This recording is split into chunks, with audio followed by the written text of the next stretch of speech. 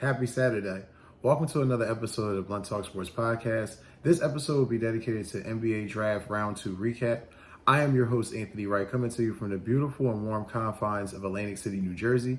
Wherever you may be watching or listening, I thank you as always. Like, share, and subscribe. It helps the channel.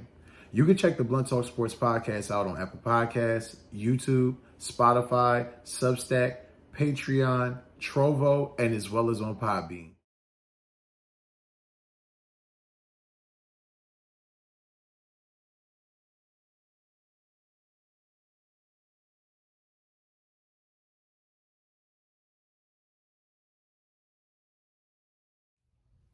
Don't forget to hit that like, share, and subscribe button. Thanks. Happy to be here with you guys on this beautiful June 28th, 2025. I hope you guys enjoying the start of your weekend, getting ready for the 4th of July, getting things prepped for that. Nonetheless, this episode, like I said, will be dedicated to NBA Draft Round 2 recap. I'll be detailing some of the picks that I thought were great. I'll also be detailing a lot of the trades that I thought were going to be taking place with all those teams acquiring draft capital over the past year or so. Also talk about most importantly what I like and didn't like from round 2, and some NBA free agency news and some front office news we're going to definitely cover. But nonetheless, before we get started, I want to definitely make sure we give a shout out to one of the friends of the show. If you're an avid gamer like myself, you're a person who loves playing video games in your downtime, whether it's with the kids or, if you don't have any kids, you just need something to kill some of that angst, I definitely implore you to check the description box of my video. There will be a link to Sony PlayStation Direct. They have a ton of things there from, obviously game systems, controllers, remotes, any type of accessories that you need or looking for to, add to your ensemble. Definitely check it out. Sony PlayStation, more than a game. Looking to get out this weekend, looking to take your spouse out, have a great time with some friends, then look no further than the #1 leading ticket seller and reseller in the world, StubHub. #1 seller in the world for live events, tickets, shows, and concerts, StubHub. All right, guys. Round 2, recapped, wrapped up Thursday night going into Friday. Beautiful, beautiful draft. I'm hearing that 2026 is going to be even better draft. I mean, they say that every time it's a good draft, so I'll take their word for it, scouts and executives. But nonetheless, very excited to get through round 1, and now we're going to do round 2. If you haven't seen round one recap, you can see here on the screen there will be a link within the description box of this video for you to check that out as well. But hopping into it, as far as the picks, it's not a long episode, so I'm not going to, inundate you guys with a bunch of picks and players and each single fit. It's just, round 2, honest to God truth, round 2 is more of a crapshoot. If round 1 is just you shooting in the dark, round 2 is definitely a crapshoot. I mean, you've had the Nikola Jokic's, the Draymond Greens, you've had all guys of those type of ilks in nature come out of the second round and become, all-stars or champions. So you never know who is coming out of, you come out of the first or the second round. It doesn't have the same impact it may have had 30, 40 years ago. But now you pay more attention to the second round because there's going to be somebody there that's going to eventually become a contributor to a championship team. That being said, I'll go into the #1 pick. Obviously, the cap off the second round, which I think could go down as one of the most underrated picks, is Rasheed Fleming from St. Joseph's going to the Phoenix Suns. Like this move a lot. He's got size. He can definitely play, help stretch the floor. And it really shows me what it's very indicative of is that the Suns know they need shooters. They went into last year with a crazy situation where, they just didn't have the depth that they wanted. Outside of Booker and KD, Bradley Beal was a shell of himself. The bench was depleted. So you really needed shooting, especially in the Western Conference. You need guys to be able to shoot. Defense would definitely help, but shooting definitely is a factor. And it's just one of those things where, got to give them credit. I understand what Phoenix is doing there. Will it work? I don't know, but I like the move. Noah Penda from France going to the Orlando Magic. Now, it was kind of weird because originally the Celtics had the pick, and then they made a trade with the Magic for the number 46 and 57 picks in this year's draft, and then for 2026 and 2027 second rounders as well. So they paid the Magic paid a very high premium to get Noah Penda. Heard a lot about him. What I saw on film, I liked. Could be definitely another Franz Wagner type. Could be another guy in the rotation. I know they're hoping that he could be a little bit more, especially with them letting go of Cole Anthony and some of their reserve guys, and some of their guys are going to be coming up all on a contract within the next year or so. They just acquired Desmond Bane. So a lot of these moves that the Magic are making are moves to win now within the next year or two, because at this point with the contracts that they have, you're going to have to pay Paolo Banchero soon. You're going to have to pay Jalen Suggs. So it's a lot of different things that plays a factor with that. Also, I want to give the Charlotte Hornets a lot of love. They have done a very amazing job with their draft this year. It was the first time where I've noticed the Charlotte Hornets, a lot of their picks, I could say, good shit, or like, damn, that was actually a great selection. Getting Sion James and Ryan Kalkbrenner, outstanding moves. Guys that can score, guys that can help space the floor. LaMelo Ball needs help. So this was just, and you can see from Con Knuppel all the way down to Ryan Kalkbrenner, they are like, let's get playmakers, let's get guys that can hit shots, let's get guys that can create their own space, because ultimately in Charlotte, outside of LaMelo Ball and Brandon Miller, that's really all they have. So great draft by the Hornets. Definitely, they should be a team to keep an eye on. They might be a team definitely improving this year. And I'm not saying they're going to jump and be like a top seed in the Eastern Conference, but what I'm saying, don't be surprised if they're a fringe playoff team at best. Also, too, another move that I thought was okay, but as the day went on, it started to grow on me. Janai Broome from Auburn going to the 76ers. Now, this guy was second in Player of the Year voting out behind Cooper Flagg. Very outstanding player. Did a lot of dirty work. Did a lot of things that Philadelphia likes and will want out of their center, especially a healthy one. So none of this move doesn't shock me. I'll get into the other moves that I liked and didn't like later, but this is one of the moves that I thought selection-wise was outstanding. Let's not bullshit ourselves. Joel Embiid, when healthy, is an MVP candidate. Joel Embiid, when not healthy, has the Sixers in the lottery. That's a huge disparity. That's a huge disparity. And you have to have something to buttress, or for lack of better words, buffer the impact of him getting injured, because he's going to get injured. He's going to get injured. He's not stayed healthy his whole career. So you thinking he's going to be healthy. And then when he was healthy, yes, MVP. He's not healthy every season. So that being the case, you need to have insurance. So I completely get what Daryl Morey's doing here in Philadelphia. Getting Janai Broome. Making sure that you got VJ Edgecombe. You're telling Embiid and Paul George, we have your replacements here. At any moment you guys fall off a cliff or decide you're going to get injured again and need to miss time because of this, we have your replacement. So, like the move there from the Sixers in that standpoint. Well, how many minutes will he get in rotation? Who knows? But being with the injury history of the Sixers, he's probably going to get some burn. I love this one too. Now, these selections were back to back. I'll start with selection number 41. Colby Bray from Kentucky. Now, excuse me. Colby Bray, if you watched my video going on the draft recap for the Sacramento Kings, I stated that this was a guy that they should definitely keep an eye on. He was definitely a pick before he got picked, a selection before they were even able to pick. So didn't get a chance to get him, but nonetheless, Colby Bray is a guy who's a sharpshooter. Now he creates his own shot. However, not really great on defense, kind of average at best.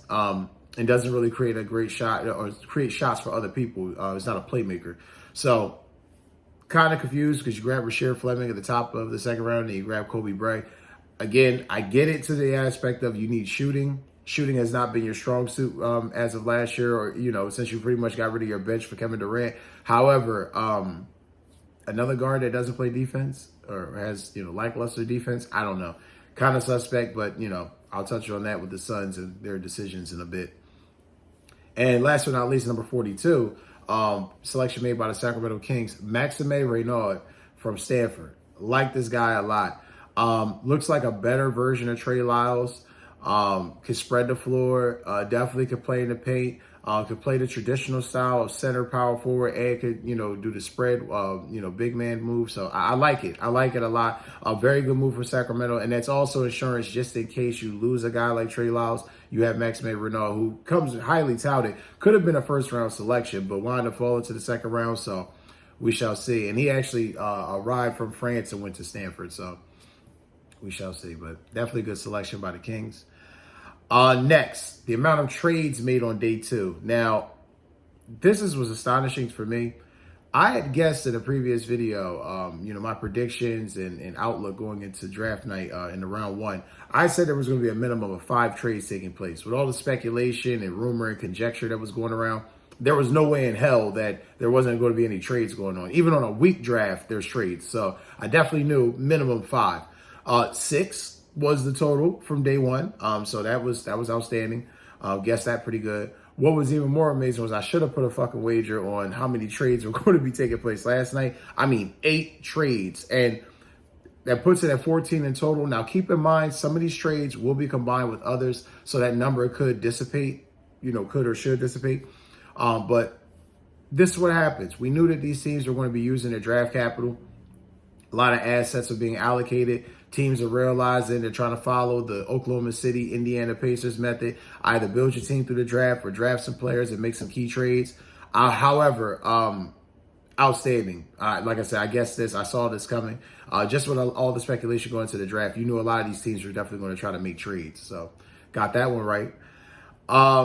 Next, this segment, like I said, this part of the segment I love because this was... Whenever you're doing a draft, I always like to take a couple guesses and flyers before the draft, and that way, review it once it's done. What I like and didn't like from round 2. I'm going to start off with what I like. I previously mentioned this. I like what Charlotte is truly trying to do to get players around LaMelo Ball. That franchise has been star deprived for a while now. LaMelo with a rash of injuries, just has been unfortunate. Brandon Miller's looked like he's turned into a good player, but even he's battled with injuries. These guys need more help. So I love what Charlotte did. I like it a lot. So got to give them credit there. What I don't like, I don't understand what Phoenix's philosophy is. Phoenix clearly and conscientiously stated they were getting players and trading picks as if they aren't like a long ways away from contending in the Western Conference, let alone the NBA. This team has no bench. You got your owner and your general manager making all these moves and all these trades. You're grabbing a bunch of shooting guards. I mean, you're doing a quasi version of what the Nets are doing with drafting a shitload of point guards and just hoping it works. We got Devin Booker. We need somebody to play with Devin Booker. So we're just going to draft a bunch of guards and wing guys and just see what sticks. It just screams incompetence. It just screams we have no real plan on what we're doing. You're grabbing all these big men, and I get it. You need centers. But this run on centers as if we don't watch basketball now in this day and age. Rudy Gobert is one of the best defensive centers in the NBA. He can get ran off the floor with the way teams run offensive sets now. So I don't understand how and why teams are making all these moves for like centers. Phoenix, again, kind of crazy, but just something I didn't like. Didn't like how they moved throughout the draft. Something I like. This is a little bit 3rd level, 4th level, here. So bear with me with this. For all the flack that New Orleans and some of the flack that Philadelphia has received in this draft, I think, and I realize this now after sitting back, Saturday morning, looking at this draft, looking at a review, I like what New Orleans and Philadelphia did in this aspect solely. They are saying to their current stars, we can't rely on you anymore. And the moment you show us you're unreliable one more time, 2 more times, however it is for this, because for Zion and Embiid and God knows Paul George, it's been a shitload of times. So it seemed like the draft capital that the Pelicans gave up and the moves that the Sixers made, it was very indicative. You grab your star positions for guys that were missing. You have Jared McCain in Philadelphia and Tyrese Maxey. So you have a little bit of a base there. If you're the Pelicans, all you have is Zion. You just got rid of CJ McCollum, which, again, rightfully so, I think was the proper move. You've already got rid of B.I. last year. He's in Toronto. You're in a situation where you don't have a base, a template. Hell, your star player, he can't stay healthy. He can't stop, having his name in drama, and he damn sure can't stop, from being, unhealthy. It's just consistently injured. So you're in a situation where you have no base. You have no template. You have no foundation. So getting Derek Queen, getting Jeremiah Fears, like I said, for Philly, getting VJ Edgecombe and Janai Broom, it just spells to me that these teams are already planning for the future and already have the method in place to replace these guys once they, i.e., trade them or they get injured again. But something I didn't like, I'm going to stay with New Orleans, the logic of getting rid of an unprotected 2026 first round pick. You're going to be ass. You're going to be one of the worst teams in the NBA. And I'm not saying that because I want that to happen. I'm saying that because I know that's going to happen. And for you to get rid of a 2026 unprotected first round pick to move up to get Derek Queen, who, with all indication, yes, with conditioning and good NBA coaching, could definitely be a better player. But when you already are coming into the league, and trust me, I read a scouting report, conditioning was an issue. Isn't that the same problem with Zion? Right. So now that that's the case, you just pretty much traded for the quasi-lesser athletic version of Zion Williamson. And then you got rid of your 2026 first round pick, knowing that it's possibly going to be a high pick, if not the number one pick. Yeah, I don't get it. I don't get it. Don't like the move at all.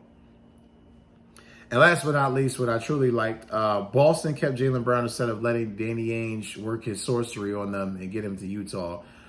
That news broke the afternoon of the draft. A lot of speculation that Danny Ainge was going to pull this off. Jaylen Brown was smart. Keep your ass in Boston. Utah is not the place for Jaylen Brown, not especially for a lot of things he's trying to do. Social justice initiatives, economic initiatives he's trying to do for the African American community. Utah is just not a place for that. I'm just, and I hate to say that, but it's just the truth. So Jaylen Brown going there, compared to an Ace Bailey who's 18 years old, just cut the teeth in the NBA, it's not even a comparison, but it really is smart on Boston's part to keep Jaylen Brown there and to not bullshit or mince words with this. You let go of Jaylen Brown, you're telling the Boston Celtics fan base, we're planning on being ass this year. And there's really no need. You can still acquire great players and still be good enough to potentially make the playoffs or be a play-in team or a quasi-play-in team. But either way, now they're getting reports that Sam Hauser's on the trading block. He's garnering interest. So it's just a situation where Boston, you dodged a couple bullets. You didn't have to get rid of Derek White. You didn't have to get rid of Jaylen Brown. Now, it's still early. The draft just ended. We're only a day or two over. It's still early, but I have to say I like the fact that Boston, held serve and didn't make any moves there. And last but not least, to wrap up this episode, this one was a bit shocking, startling news that came down yesterday morning. Masai Ujiri, longtime front office executive for the Toronto Raptors, helped bring a championship to this team in 2019, has been let go after 12 seasons of being in Toronto. I did as much research as I possibly could to try to figure out and indicate why. And it just seems like the owners of the Rogers Center is under new management. They've acquired more of a stake or a share within the team. So that being the case, whenever there's new management, new level, new devil, they kind of want their own guys in there. And Masai Ujiri, I must say, outstanding front office executive in the NBA. It is not going to be long before he finds another job.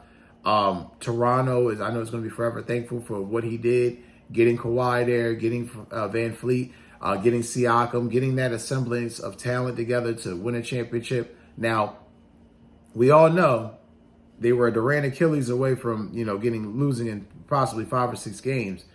But we can't take away from them that Durant did get hurt and ultimately Clay did get hurt. And they did exactly what they were supposed to and took advantage of it and won a championship. So got to give Masai Ujiri a shitload of credit for that. But he is now gone after 12 seasons in Toronto. Interesting to see who will take a flyer on him. If he'll take a season, you're off and then come back, who knows. But don't forget to hit that like, share, and subscribe button. Thanks. And before we wrap things up, I definitely want to give a shout out to the Minnesota Timberwolves for securing a contract with Naz Reid. Now, this announcement came down wee hours last night, and it was announced this morning. As you guys will see here on the screen, Naz Reid accepted a 5-year deal worth $125 million with the Timberwolves. He's one of the most popular players in Minnesota. There was a lot of speculation that he could walk due to, certain specifics of roster building that they were trying to initiate this year. Got to give him a shout out because he is a New Jersey native. Definitely happy to see him get his bag. But nonetheless, he definitely has helped The Timberwolves rise to a certain status where now they're a championship contending team in the Western Conference. Letting go of this guy would have definitely have hurt. So got to give the Timberwolves credit here for securing the bag and making sure they locked up Nas Reed long term. That's going to do it for this episode, guys. As always, don't forget to like, share, and subscribe. Take care and enjoy the rest of your weekend. Hey to all my fans and subscribers out in the UK. Looking to get out this weekend, looking to make something of your week, then look no further than the Viagogo, the #2 leading ticket seller in the world for live events, shows, and concerts. Definitely check it out. If you're looking for exclusive tickets, look in the description of my videos on the Blunt Talk Sports Podcast. Take care and enjoy your day.